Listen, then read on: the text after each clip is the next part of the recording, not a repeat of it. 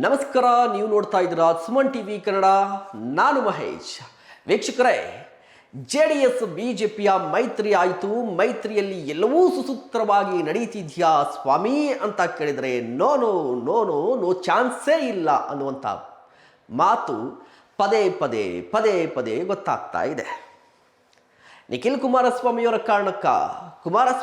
ಕಾರಣಕ್ಕ ಅಥವಾ ರಾಜ್ಯ BJP ನಾಯಕರ ಕಾರಣಕ್ಕ ಗೊತ್ತಿಲ್ಲ, ಬಟ್ ಮೈತ್ರಿಯಲ್ಲಿ ಗೊಂದಲ ಇರೋದು 100ಕ್ಕೆ 1000% ಸತ್ಯ. ಈಗ ಮತ್ತೊಮ್ಮೆ ಬಹಿರಂಗವಾಗಿದೆ. ಈ ಬಾರಿ ಬಹಿರಂಗವಾಗೋಕ್ಕೆ ಅಂದರೆ ಆ ಜಗಳ ಬಹಿರಂಗವಾಗೋಕ್ಕೆ ಕಾರಣ ನಿಖಿಲ್ ಕುಮಾರಸ್ವಾಮಿಯವರು ಕೊಟ್ಟಂಥ ಆ ಒಂದು ಹೇಳಿಕೆ. ಹಾಗಾದರೆ ನಿಖಿಲ್ ಕುಮಾರಸ್ವಾಮಿಯವರು ಕೊಟ್ಟಂಥ ಹೇಳಿಕೆ ಏನು? ನಿಖಿಲ್ ಕುಮಾರಸ್ವಾಮಿಯವರ ಬಾಯಿಂದ ಬಂದಂಥ ಆ ಹೇಳಿಕೆಯ ವಿರುದ್ಧ BJP ನಾಯಕರು ಗುರುಗುಡ್ತಾ ಇರೋದು ಯಾಕೆ, ಬುಸುಗುಡ್ತಾ ಇರೋದು ಯಾಕೆ, ಅದರ ಕಂಪ್ಲೀಟ್ ರಿಪೋರ್ಟನ್ನು ಕೊಡ್ತಾ ಹೋಗ್ತೀನಿ. ಅದಕ್ಕೂ ಮುನ್ನ ನೀವಿನ್ನು ನಮ್ಮ ಚಾನಲನ್ನು ಸಬ್ಸ್ಕ್ರೈಬ್ ಮಾಡಿಲ್ಲ ಅಂದರೆ ದಯವಿಟ್ಟು ಈ ಕೂಡಲೇ ಸಬ್ಸ್ಕ್ರೈಬ್ ಮಾಡಿ. ವೀಕ್ಷಕರೇ, 2023ರ ರಾಜ್ಯ ವಿಧಾನಸಭಾ ಚುನಾವಣೆಯ ರಿಸಲ್ಟ್ ರಾಜ್ಯ ರಾಜಕಾರಣದ ಚಿತ್ರಣವನ್ನು ಬದಲಾಯಿಸಿದ್ದು ಎಲ್ಲರಿಗೂ ಗೊತ್ತೇ ಇದೆ.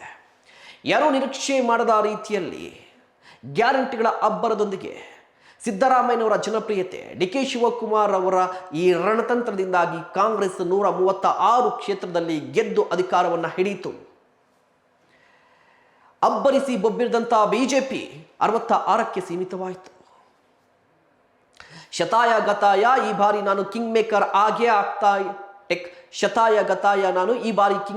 ಆಗೇ ಆಗ್ತೀನಿ, ಹಂಗ ಅಸೆಂಬ್ಲಿ ಬಂದೇ ಬರುತ್ತೆ, ನಾನೇ CM ಅಂತ ಪ್ರವಾಸ ಮಾಡಿದಂಥ ಕುಮಾರಸ್ವಾಮಿಯವರ ಜಂಗಾಬಲವೇ ಛಿದ್ರಗೊಂಡಿತ್ತು. ಕಾರಣ ಬಂದಿದ್ದು 19 ಕ್ಷೇತ್ರದಲ್ಲಿ JDS ಗೆಲುವು. ಯಾರು ನಿರೀಕ್ಷೆ ಮಾಡದಂತಹ JDSನ ಪತನ ಆಗಿತ್ತು. ಆ ಪತನವನ್ನು ಕಂಡಂಥ ರಾಜಕೀಯ ವಿಶ್ಲೇಷಕರು JDSನ ಕತೆ ಮುಗಿದೇ ಹೋಯಿತು ಅಂತ ಹೇಳಿದ್ರು. ಮತ್ತೊಂದು ಕಡೆ JDSನ್ನು ಶತಾಯ ಗತಾಯ ಈ ಬಾರಿ ತುಳಿಲೇಬೇಕು, JDS ಅಸ್ತಿತ್ವವನ್ನು ಪಾತಾಳಕ್ಕೆ ತುಳಿಲೇಬೇಕು ಅಂತ ಹೇಳಿ DK ಶಿವಕುಮಾರ್ ಸಿದ್ದರಾಮಯ್ಯನವರು ಒಟ್ಟಾಗಿ ಪ್ರಯತ್ನವನ್ನು ಮಾಡಿದ್ರು.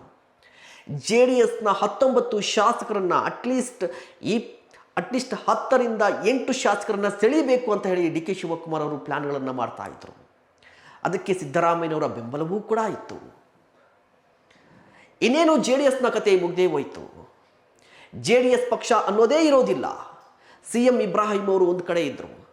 ದೇವೇಗೌಡರ ವಿರುದ್ಧ, ಕುಮಾರಸ್ವಾಮಿಯವರ ವಿರುದ್ಧ JDS ಪಾರ್ಟಿ ನಂದು ಅಂತ ಕ್ಲೈಮ್ ಮಾಡ್ತಾ ಇದ್ರು. JDS ಕತೆ ಏನಾಗುತ್ತೆ, ಉಳಿಯುತ್ತಾ ಇಲ್ವಾ ಅನ್ನುವಂಥ ಪ್ರಶ್ನೆ ಬಂದಾಗ ಕುಮಾರಸ್ವಾಮಿಯವರು ತುಂಬ ಸ್ಮಾರ್ಟ್ ಮೂವ್ ಮಾಡಿದ್ದೇನು ಅಂತ ಹೇಳಿದ್ರೆ BJPಯೊಂದಿಗೆ ಕೈ ಜೋಡಿಸಿದ್ದು. ಪಕ್ಷವನ್ನು ಉಳಿಸ್ಕೋಬೇಕಾಗಿತ್ತು, BJP ಜೊತೆ ಕೈ ಜೋಡಿಸಿದ್ರು. ರಿಸಲ್ಟ್ ಏನು?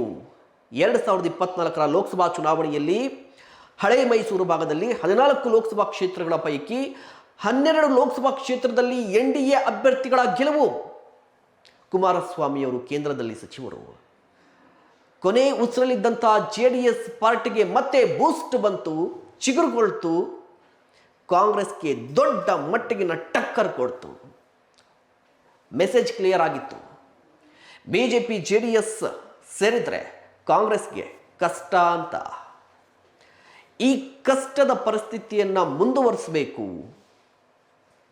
ಇದೇ ಒಗ್ಗಟ್ಟು ಮುಂಬರುವಂಥ 28ರ ರಾಜ್ಯ ವಿಧಾನಸಭಾ ಚುನಾವಣೆಯಲ್ಲೂ ತೋರಿಸಬೇಕು ಅನ್ನೋದು ಕುಮಾರಸ್ವಾಮಿಯವರದ್ದು, ದೇವೇಗೌಡರದ್ದು, ಮೋದಿ ಅಮಿತ್ ಶಾ ಅವರ ಮಾತು ನಿರ್ಧಾರ. ಈ ಮಾತು ನಿರ್ಧಾರ ಎಲ್ಲವೂ ಕೂಡ ದೆಹಲಿಯಲ್ಲೇ ನಡೀತಾ ಇದೆ. ಇದೇ ಪ್ರಾಬ್ಲಮ್ಮು. ಈ ಮಾತು ನಿರ್ಧಾರ ದೆಹಲಿಯಲ್ಲಿ ನಡೀತಾ ಇದೆಯಲ್ವಾ, ಇದೇ ಪ್ರಾಬ್ಲಮ್ ಆಗಿರುವಂಥದ್ದು ರಾಜ್ಯದಲ್ಲಿ, ರಾಜ್ಯ BJP JDSನಲ್ಲಿ. JDS ಜೊತೆಗಿನ ಮೈತ್ರಿ ರಾಜ್ಯದ BJP ನಾಯಕರಿಗೆ ಸುತಾರಾಮ್ ಇಷ್ಟ ಇರಲಿಲ್ಲ.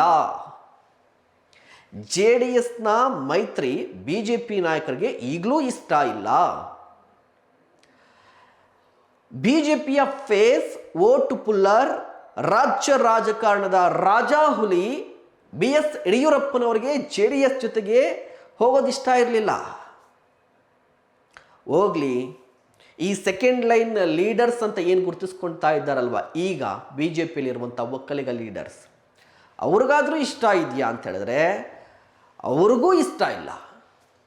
ಕೇವಲ ಬೆರಳೆಣಿಕೆಯ ಮಂದಿಗೆ ಮಾತ್ರ ಜೆ ಡಿ ಎಸ್ ಜೊತೆಗಿನ ಮೈತ್ರಿ ಇಷ್ಟ ಇತ್ತು. ಕಾರಣ ಲೋಕಸಭಾ ಚುನಾವಣೆಯಲ್ಲಿ ಗೆಲ್ಲಬೇಕಿತ್ತು.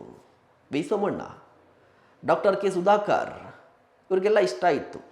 ಬಟ್ ಈಗ ಮೈತ್ರಿ ಏನೋ ಆಗಿತ್ತು, ಲೋಕಸಭಾ ಚುನಾವಣೆಯಲ್ಲಿ ರಿಸಲ್ಟ್ ಚೆನ್ನಾಗಿ ಬಂತು.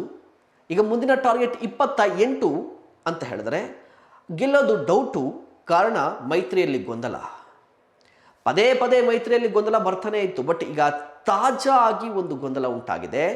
ಮೊದಲ ಬಾರಿಗೆ ನಿಖಿಲ್ ಕುಮಾರಸ್ವಾಮಿಯ ವಿರುದ್ಧವೇ ಬಿಜೆಪಿ ನಾಯಕರು ಸಿಡಿದೆದ್ದಿದ್ದಾರೆ. ಅದು ಯಾವ ಕಾರಣಕ್ಕೆ ಅಂತ ಹೇಳಿದ್ರೆ, ಇತ್ತೀಚೆಗೆ ಅಷ್ಟೇ ಮಂಡ್ಯಕ್ಕೆ ಹೋಗಿದ್ರು ಇತ್ತೀಚೆಗಷ್ಟೇ ಮಂಡ್ಯ ಜಿಲ್ಲೆಗೆ ಹೋಗಿದ್ರು ನಿಖಿಲ್ ಕುಮಾರಸ್ವಾಮಿ ಅವರು. ಅಲ್ಲಿ ಹೋಗಿ ಒಂದು ಕ್ಷೇತ್ರಕ್ಕೆ ಸಂಬಂಧಪಟ್ಟಂತೆ, KR ಪೇಟೆ, ಈ ಕ್ಷೇತ್ರಕ್ಕೆ ಸಂಬಂಧಪಟ್ಟಂತೆ ಹಾಲಿ ಶಾಸಕರಾಗಿರುವಂಥ ಮಂಜಣ್ಣ ಅವರೇ ಮುಂದಿನ ಶಾಸಕರಾಗ್ತಾರೆ ಅಥವಾ ಅವರಿಗೆ ಟಿಕೆಟ್ ಸಿಗುತ್ತೆ ಅನ್ನುವ ರೀತಿಯಲ್ಲಿ ಹೇಳಿಕೆ ಕೊಟ್ಬಿಟ್ಟಿದ್ರು. ಇದು ಮಾಜಿ ಸಚಿವರಾಗಿರುವಂಥ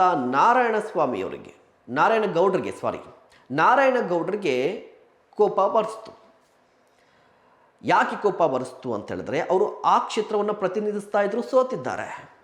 ಇನ್ನು ಮೈತ್ರಿ ಸೀಟು ಹಂಚಿಕೆನೇ ಆಗಿಲ್ಲ. ಯಾಕೆ ನಿಖಿಲ್ ಕುಮಾರಸ್ವಾಮಿ ಅವರು ಬಹಿರಂಗವಾಗಿ ಈ ಕ್ಷೇತ್ರ ನಮಗೆ ಬರುತ್ತೆ ಅಂತ ಹೇಳಿಕೆಯನ್ನು ಕೊಟ್ಟಿದ್ದು ಅಂತ ಹೇಳಿ ನಾರಾಯಣಗೌಡರು ನಿಖಿಲ್ ಕುಮಾರಸ್ವಾಮಿ ಯಾರ್ರೀ, ನಮ್ಮ ನಾಯಕರ ಅಂತ ಹೇಳಿ ಪ್ರಶ್ನೆಯನ್ನ ಕೇಳಿದ್ರು, ಸಿಡಿದೆದ್ರು. ಈ ಸಿಡಿದೆದ್ದೋಲಕ್ಕೆ ಅಥವಾ ಈ ಕೋಪಕ್ಕೆ, ಈ ಸಿಟ್ಟಿಗೆ ಕಾರಣ ಯಾರು ಅಂತ ಹೇಳಿದ್ರೆ, ಅಲ್ಲೇ ಮತ್ತೊಬ್ಬರು ಇದ್ರು, ಪ್ರೀತಮ್ ಗೌಡ ಅವ್ರಿಗೂ ಕೂಡ ಈ ಮೈತ್ರಿ ಇಷ್ಟ ಇಲ್ಲ.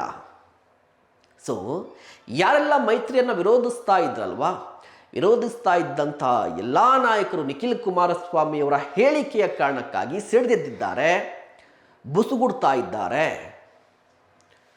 ಇದಕ್ಕೆ ನಿಖಿಲ್ ಕುಮಾರಸ್ವಾಮಿಯವರು ಮತ್ತೆ ರಿಯಾಕ್ಟ್ ಮಾಡಿದ್ದಾರೆ. ನಾನು ಹೇಳಿರೋದ್ರಲ್ಲಿ ತಪ್ಪೇನಿದೆ, ನಾನು ಕರೆಕ್ಟಾಗೇ ಹೇಳಿದ್ದೀನಿ. ಈಗ ಹಾಲಿ ಶಾಸಕಿರುವಂತಹ ಕ್ಷೇತ್ರ ನಮ್ದಿದು, ಈ ಕ್ಷೇತ್ರದ ಬಗ್ಗೆ ನಾನು ಮಾತಾಡ್ತೀನಿ, ತಪ್ಪೇನಿದೆ ಅಂತ ಪ್ರಶ್ನೆಯನ್ನು ಕೇಳಿದ್ದಾರೆ. ಅಲ್ಲಿಗೆ ಒಂದು ಕ್ಲಿಯರ್ ಆಯಿತು. JDS BJP ಮೈತ್ರಿ ಮೇಲೆ ಮಟ್ಟ ಅಂದರೆ ದೆಹಲಿಯಲ್ಲಿ ಮಾತ್ರ ಆಗಿದೆ, ಇಲ್ಲಿ ವರ್ಕೌಟ್ ಆಗ್ತಾ ಇಲ್ಲ. ಮ್ಯಾಥ್ಸ್ ಚೆನ್ನಾಗಿದೆ. JDSಗೆ 80, BJPಗೆ 144 ಆ ಸಂಖ್ಯೆಯ ಆಟ ಏನಿದೆಯಲ್ವ ಅದು ಚೆನ್ನಾಗಿದೆ. ಮ್ಯಾಥ್ಸ್ ಚೆನ್ನಾಗಿ ವರ್ಕೌಟ್ ಆಗುತ್ತೆ. ಕೆಮಿಸ್ಟ್ರಿ ವರ್ಕೌಟ್ ಆಗ್ತಾ ಇಲ್ಲ BJP JDS ಮೈತ್ರಿಯಲ್ಲಿ. ಇದೇ ಕಾರಣಕ್ಕಾಗಿ ಲೋಕಲ್ ಲೆವೆಲಲ್ಲಿ ಕಿತ್ತಾಟ ಇದೆ. ಈಗ ರಾಜ್ಯದ ನಾಯಕರ ಮಟ್ಟದಲ್ಲೂ ಕೂಡ ಕಿತ್ತಾಟ ಬಂದಿದೆ. ಈ ಕಿತ್ತಾಟ ಹೀಗೆ ಮುಂದುವರಿಯುತ್ತಾ ಅಥವಾ ಎಲ್ಲಿಗೆ ಹೋಗಿ ನಿಲ್ಲುತ್ತೆ? ಇದಕ್ಕೆ ಫುಲ್ ಸ್ಟಾಪ್ ಇದೆಯಾ? ಈ ಮೈತ್ರಿಯ ಕತೆ ಏನಾಗುತ್ತೆ? ದಯವಿಟ್ಟು ಕಮೆಂಟ್ ಮಾಡಿ. ಇಂತಹ ಮತ್ತಷ್ಟು ಕಂಟೆಂಟ್ಗಾಗಿ ನೋಡ್ತಾ ಇರಿ ಸುಮನ್ TV ಕನ್ನಡ.